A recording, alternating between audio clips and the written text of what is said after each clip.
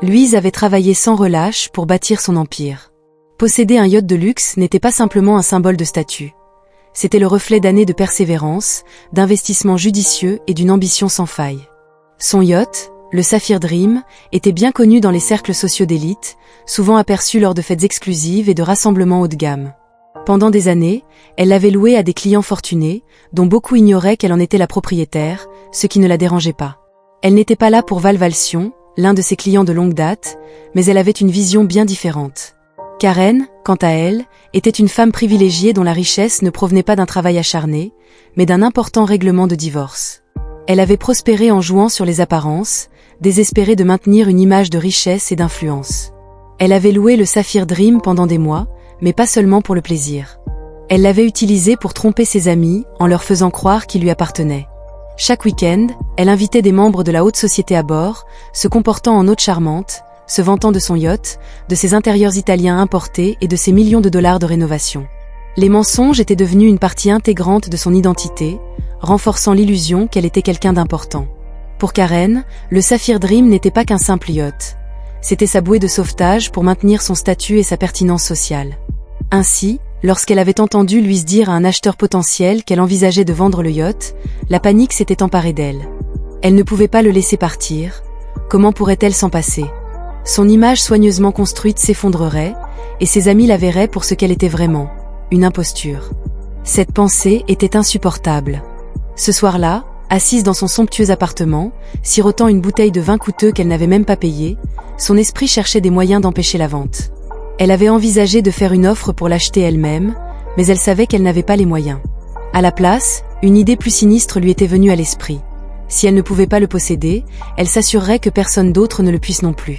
Tout avait commencé par des murmures. Elle avait commencé à évoquer avec désinvolture à ses amis qu'elle soupçonnait Louise d'avoir des intentions douteuses. Elle avait exagéré les détails en lançant des phrases comme des affaires louches et quelque chose ne va pas. C'était subtil mais efficace. Elle semait des graines de doute, mais cela ne suffisait pas. Louise avait toujours eu le contrôle, ce qui la rendait furieuse. Alors, un plan s'était formé dans son esprit, un plan si scandaleux qu'elle avait hésité un instant. Mais alors que le désespoir s'installait, elle s'était convaincue que c'était le seul moyen. Si elle ne pouvait pas garder le yacht, pourquoi Louise devrait-elle le pouvoir ? Le lendemain matin, avec un sourire confiant et un sentiment de satisfaction tordue, elle avait pris son téléphone et composé le 911. L'opératrice avait répondu d'une voix calme mais ferme. « 911, quelle est votre urgence ?» La respiration de Karen était délibérément lourde, sa voix tremblait comme si elle était en danger immédiat. « Oui, j'ai besoin de la police immédiatement. Un homme s'introduit sur mon yacht et je pense qu'il essaie de le voler. » Elle avait fait une pause pour l'effet dramatique, puis avait ajouté « Il agit de manière agressive, je me sens menacée. » En réalité, Louise ne faisait rien d'autre que discuter des derniers documents avec l'acheteur. Le soleil brillait sur la surface polie du yacht alors qu'il marchait le long du pont, complètement inconscient que sa vie était sur le point d'être bouleversée. Pendant ce temps, Karen se tenait à une courte distance, téléphone à la main, les yeux rivés sur Louise avec un ressentiment bouillonnant. Elle ne voulait pas seulement que la police se présente. Elle souhaitait qu'il l'emmène menotté, humilié, déshonoré et impuissant. En le regardant, elle ressentait quelque chose de plus profond que de la frustration. C'était un droit. Elle avait passé sa vie à croire que des personnes comme Louise ne devraient jamais posséder ce qu'elle n'avait pas. Cela la rendait furieuse qu'un homme noir ait réussi à bâtir un tel succès. C'était injuste. Elle s'était convaincue que cela aurait dû être le sien. Quelques minutes plus tard, le son des sirènes avait résonné dans l'air. La police était arrivée rapidement, attirant l'attention des passants. Louise s'était retournée, confus, alors que deux officiers montaient sur le quai. « Monsieur, éloignez-vous du yacht », ordonna l'un d'eux à Louise, qui fronça les sourcils mais obéit. « Que se passe-t-il » Avant que les officiers ne puissent répondre, Karen s'était précipitée en avant, pointant un doigt accusateur. « C'est lui, c'est l'homme qui a volé mon yacht. Il est en train de pénétrer sans autorisation et refuse de partir. » Louise l'avait regardé, complètement déconcertée. « Qu'est-ce que je possède, ce yacht ?» s'était moquée Karen, son expression trahissant une fausse incrédulité.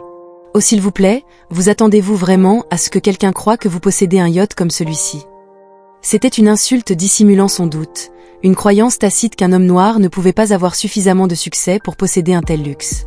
Louis avait serré la mâchoire, gardant sa colère sous contrôle. L'un des officiers s'était tourné vers Karen. « Madame, avez-vous une preuve de propriété ?» Karen avait hésité une demi-seconde, mais s'était reprise rapidement. Bien sûr, c'est juste à la maison, mais j'en suis la propriétaire. Elle s'était retournée vers Louise et avait ricané.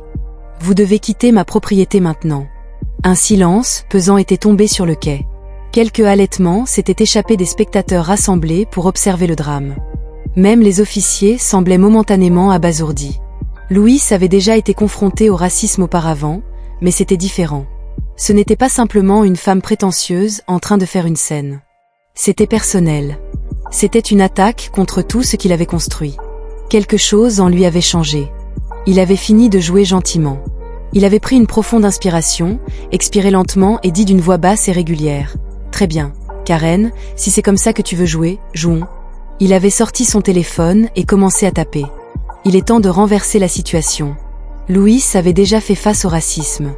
Il avait appris à choisir ses batailles, à partir quand c'était nécessaire et à garder ses émotions sous contrôle. Mais cette fois, c'était différent. Karen ne lançait pas seulement des accusations sans fondement, elle essayait activement de le détruire. Les droits, l'arrogance et les insultes raciales avaient été assez mauvais, mais c'était l'audace pure de ces mensonges qui l'avait finalement poussé à bout. Après le départ de la police ce jour-là, Louise était assise dans son bureau, repassant les événements dans sa tête, se remémorant comment Karen lui avait crié dessus, comment elle avait tenté d'utiliser le système contre lui. Ce n'était pas seulement frustrant, c'était dangereux. Il savait à quel point ces situations pouvaient facilement devenir incontrôlables. Une fausse accusation de la part de quelqu'un comme Karen pouvait causer de graves ennuis à un homme comme lui, voire pire. Il avait donc décidé d'agir. Louise avait des relations. Des années dans le monde des affaires lui avaient appris à naviguer entre les gens, à fouiller dans les archives publiques et à découvrir des vérités cachées. Si Karen voulait jouer à ce jeu dangereux, il était en quelque goutte à sa propre médecine. Il avait commencé par une simple vérification des antécédents.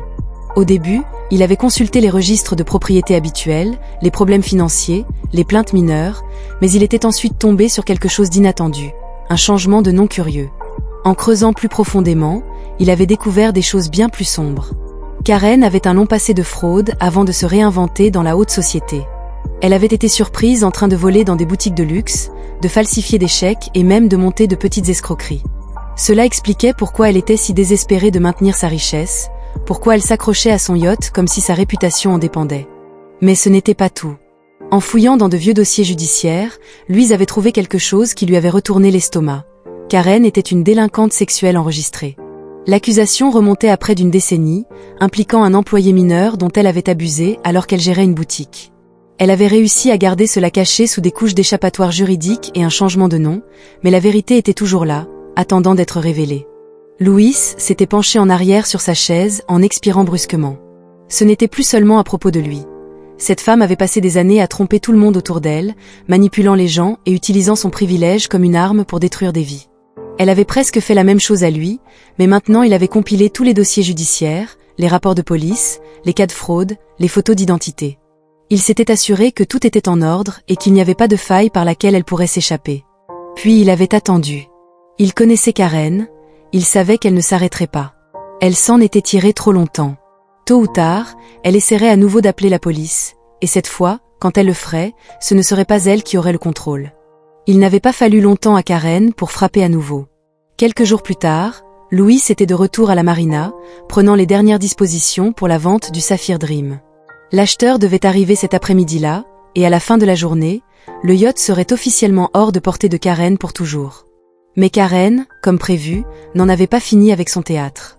Cette fois, elle n'avait pas simplement appelé le 911. Elle s'était précipitée sur le quai avec fureur, téléphone en main, diffusant son indignation à tous ceux qui voulaient l'écouter. Ce criminel essaie d'escroquer quelqu'un pour qu'il achète le yacht de M, avait-elle crié en pointant Louise comme si elle l'avait prise en flagrant délit.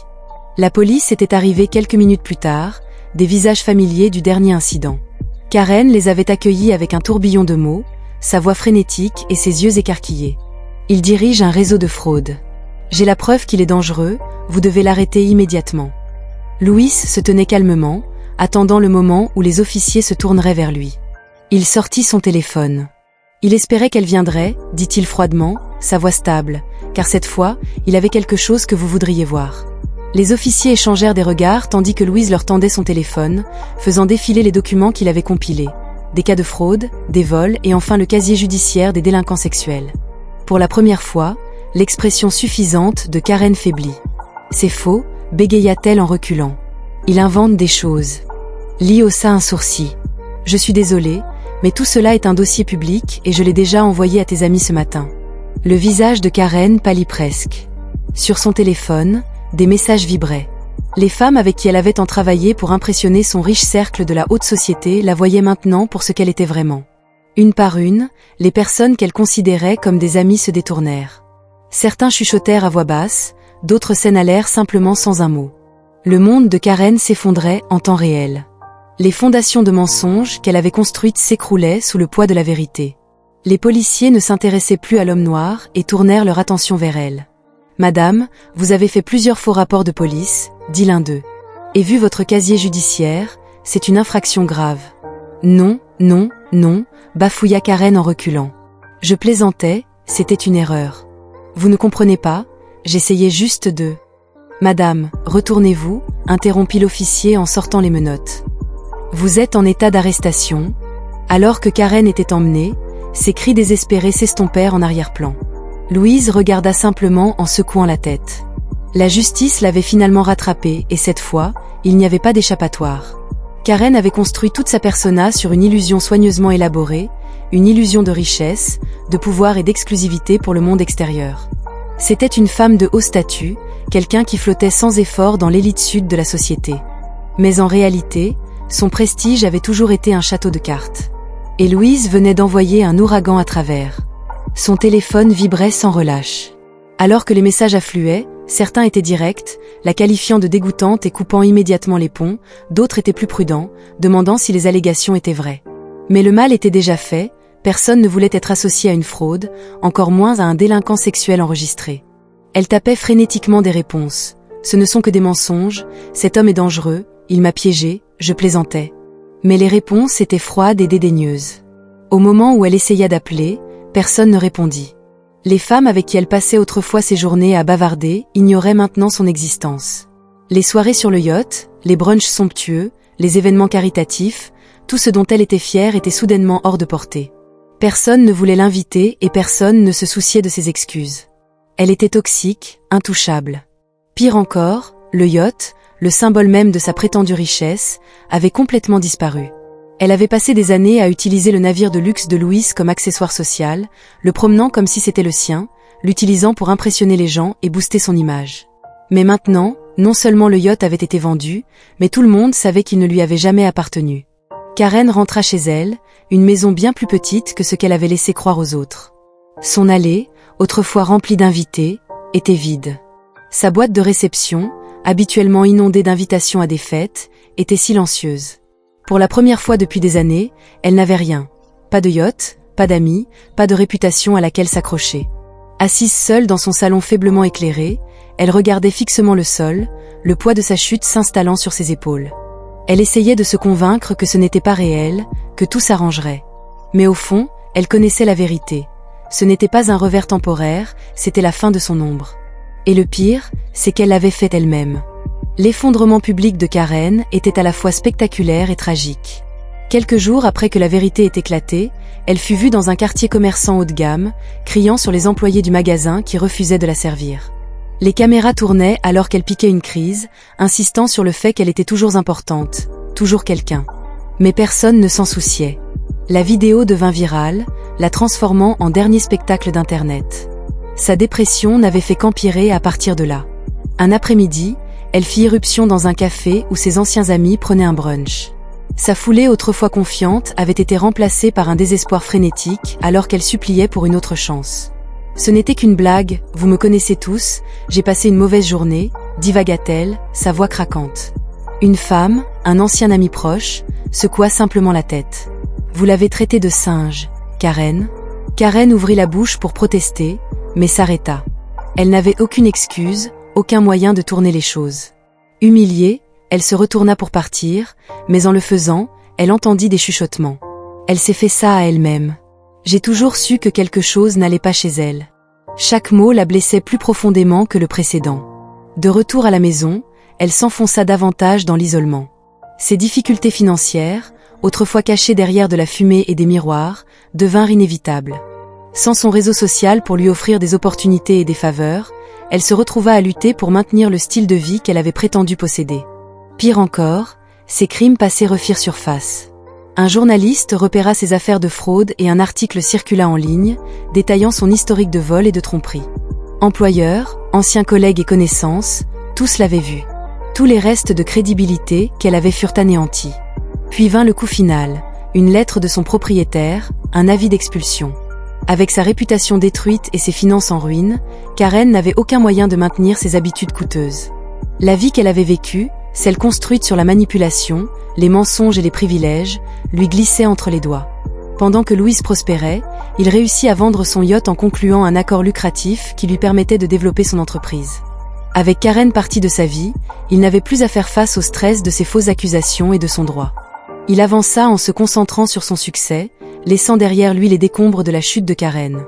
Alors qu'il montait à bord d'un nouveau yacht, encore plus grand que le rêve de Saphir, il prit une profonde inspiration, profitant de l'air frais de l'océan. Karen avait essayé de le ruiner. Au lieu de cela, elle s'était détruite. Et pour la première fois depuis longtemps, Louise se sentait vraiment libre.